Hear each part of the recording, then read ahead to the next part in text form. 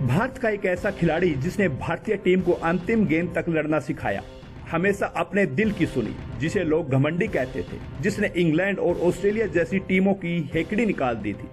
Football जिसका पसंदीदा खेल था, बाद में क्रिकेट में बना ऐसा बल्लेबाज जो ऑफ साइड का कहलाया देवता।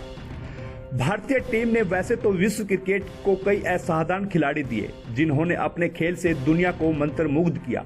सुनील गावस्कर, अनिल कुंबले, सचिन तेंदुलकर, रोहित शर्मा, ये वो नाम है जो विश्व क्रिकेट की ऊंचाई पर हमेशा चमकते रहेंगे। अगर कप्तानों की बात करें तो कपिल देव, महेंद्र सिंह धोनी हैं जिन्होंने भारत को विश्व चैंपियन बनाया। लेकिन इस बीच एक ऐसा भी कप्तान आया जिसने भारतीय क्रिकेट को ही बदल दिया। इनकी कप्तानी में भारतीय टीम भले ही विश्व कप जीत नहीं सकी, लेकिन इन्होंने आखिरी तक लड़ना सिखाया।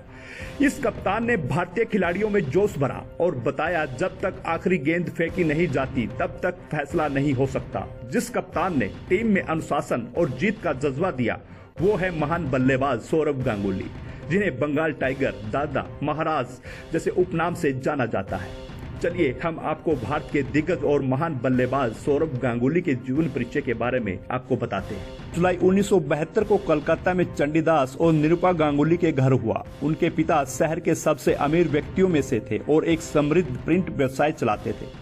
सौरव गांगुली ने शुरुआत में फुटबॉल खेला क्योंकि यह कोलकाता के लोगों का पसंदीदा खेल था, लेकिन बाद में वो क्रिकेट की ओर आकर्षित हुए। हालांकि उनकी मां किसी भी खेल को करियर के रूप में अपनाने के लिए समर्थन में नहीं थी। सौरव गांगुली के बड़े भाई स्नेहाशीष गांगुली, जो उस समय तक पहले से ही एक स्थापित क्रिकेटर थे, उन्होंने एक क्रिकेट एकेडमी में प्रवेश कर लिया जहां उनकी बल्लेबाजी प्रतिभा को पहचाना गया। उन्होंने अपने भाई के साथ क्रिकेट सीखा और दाएं हाथ के होने के बावजूद बाएं हाथ से बल्लेबाजी करना सीखा ताकि वह अपने भाई के खेल उपकरण का उपयोग कर सके। उन्होंने उड़ीसा अंडर 15 के खिलाफ शतक बनाया और सेंट जेवियर्स स्कूल की क्रिकेट टीम के कप्तान बन गए। 1989 में सौरव गांगुली को बंगाल टीम के लिए खेलने के लिए चुना गया। संयोगवश उस वर्ष उनका भाई टीम से हट गया।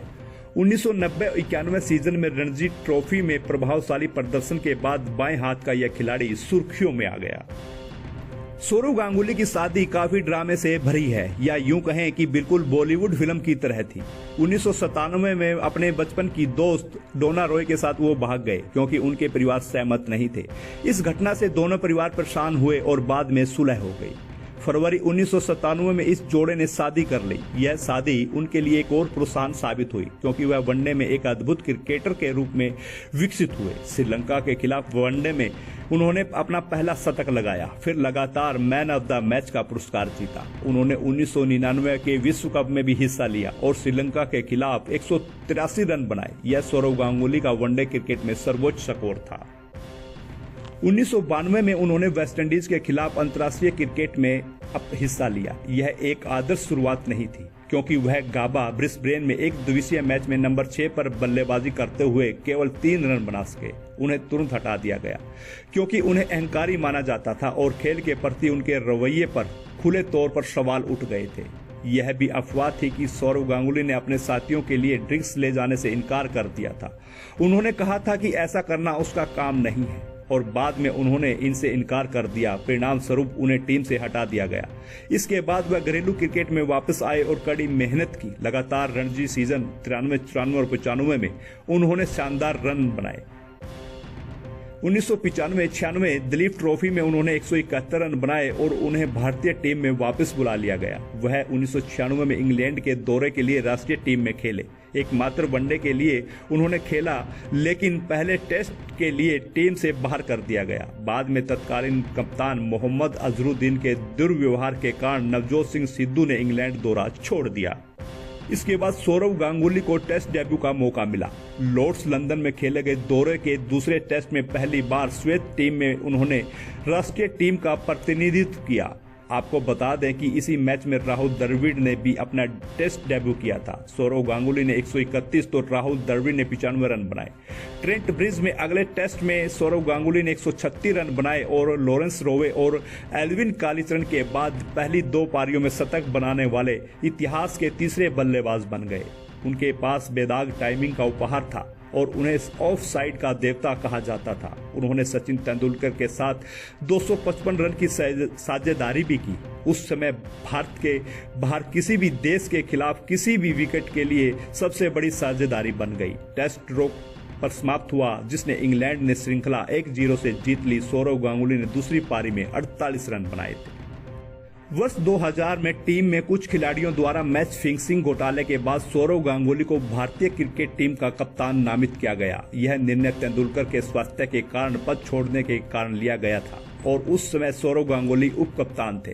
एक कप्तान के रूप में उनकी शुरुआत अच्छी रही और उन्होंने भारत को 5 मैचों की एक दिवसीय श्रृंखला में दक्षिण अफ्रीका पर जीत दिलाई और भारतीय टीम को 2000 आईसीसी नॉकआउट ट्रॉफी के फाइनल में पहुंचाया, जहां न्यूजीलैंड ने मैन इन ब्लू को हराया।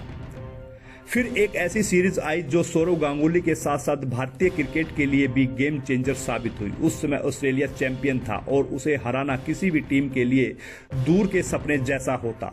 सौरव गांगुली की कप्तानी में भारत ने 2001 में ऑस्ट्रेलिया के लगातार 16 टेस्ट मैच जीतने के सिलसिले को तोड़ दिया। नेट वेस्ट सीरीज के दौरान सौरव गांगुली के करियर का एक और मुख्य आकर्षण रहा, जहां भारत ने लॉर्ड्स में एक दिवसीय मैच में इंग्लैंड को हराया और उन्होंने लॉर्ड्स की बालकनी से अपनी टी-शर्ट लहराई। यह एंड्रयू फ्लिंटॉफ को जवाब था, जिन्होंने मुंबई के वानखेड़े स्टेडियम में अपनी टी-शर्ट लहराई थी। भारत 1983 के बाद पहली बार 2003 में विश्व कप के फाइनल में पहुंचा, लेकिन ऑस्ट्रेलियाई टीम से हार गया। व्यक्तिगत रूप से सौरव गांगुली के लिए टूर्नामेंट सफल रहा। उन्होंने 58.12 की औसत से 465 रन बनाए, जिसमें 3 शतक शामिल थे। 2004 तक एक कप्तान के रूप में उन्होंने महत्वपूर्ण सफलता हासिल की थी और मीडिया के एक वर्ग द्वारा उन्हें भारत का सबसे सफल कप्तान माना गया था। उनकी कप्तानी के दौरान उनका व्यक्तिगत प्रदर्शन विशेष रूप से विश्व कप 2003 में ऑस्ट्रेलिया दौरे और 2004 में पाकिस्तान श्रृंखला के बाद खराब हो गया। 1969 के बाद पहली बार ऑस्ट्रेलिया ने भारत में टेस्ट सीरीज जीती। 2004 में उदासीन फॉर्म और 2005 में खराब फॉर्म के कारण अक्टूबर 2005 में सौरव गांगुली को टीम से बाहर कर दिया गया। कप्तानी उनके पूर्व डिप्टी राहुल द्रविड़ को दे दी गई। सौरव गांगुली को खेल के क्षेत्र में उनके विशिष्ट योगदान के लिए 2004 में भारत के चौथे सबसे बड़े नागरिक पुरस्कार पद्मश्री से सम्मानित किया गया। सितंबर 2005 में पूर्व ऑस्ट्रेलियाई क्रिकेट ग्रेग चैपल भारत के मुख्य कोच बने। सौरव गांगुली के साथ ग्रेग चैपल का विवाद काफी सुर्खियों में रहा। ग्रेग चैपल ने भारतीय क्रिकेट कंट्रोल बोर्ड को ईमेल किया कि गांगुली शारीरिक और मानसिक रूप से भारत का नेतृत्व करने के लिए अयोग्य है और उनका फूट डालो और राज करो वाला व्यवहार भारतीय टीम को नुकसान पहुंचा रहा है। परिणाम स्वरूप बोर्ड ने हस्तक्षेप करने की कोशिश की और एक टीम के रूप में काम करने के लिए दोनों को एक साथ लाने का प्रयास किया, लेकिन खराब प्रदर्शन और कोच से विवादों के चलते सौरव गांगुली को कप्तानी से हटा दिया गया और टीम से बाहर भी कर दिया गया। इसलिए टीम का नेतृत्व करने के लिए राहुल द्रविड़ को कप्तान चुना गया। गांगुली ने टीम से हटने के बाद घरेलू क्रिकेट में अच्छा प्रदर्शन किया। 10 महीने के बाद भारत के दक्षिणी अफ्रीका दौरे के दौरान सौरव गांगुली को उनके मध्य क्रम के बल्लेबाज सुरेश रैना और मोहम्मद कैफ के खराब फॉर्म के कारण वापस बुला लिया गया। उन्होंने दक्षिण अफ्रीका के खिलाफ पहले टेस्ट में 51 रन बनाए। जोहान्सबर्ग में भारत ने मैच जीता और गांगुली ने अच्छा प्रदर्शन किया। उन्हें एक दिवसीय टीम में भी वापस बुलाया गया और कुछ प्रभावशाली प्रदर्शन के कारण उन्हें 2007 एक दिवसीय विश्व कप में जगह मिली। उन्होंने सभी प्रारूपों में अच्छा प्रदर्शन किया और 2007 में पाकिस्तान के खिलाफ पहला टेस्ट दोहरा शतक बनाया। लगातार वे अच्छा प्रदर्शन कर रहे थे और फॉर्म में रहने के बाद उन्होंने अंतर्राष्ट्रीय क्रिकेट को अलविदा कहने का फैसला किया। उन्होंने 2008 में ऑस्ट्रेलिया के खिलाफ घरेलू टेस्ट श्रृंखला में 4 टेस्ट मैचों में 54 की औसत से 324 रन बनाने के बाद अंतर्राष्ट्रीय क्रिकेट से संन्यास ले लिया। लेकिन आज भी लोग दादा को वही प्यार और सम्मान के साथ क्रिकेट जगत के बादशाह और सफल कप्तान के रूप में जानते हैं। उज्जवल दर्पण के लिए जोगिंदर बीरवाल की रिपोर्ट।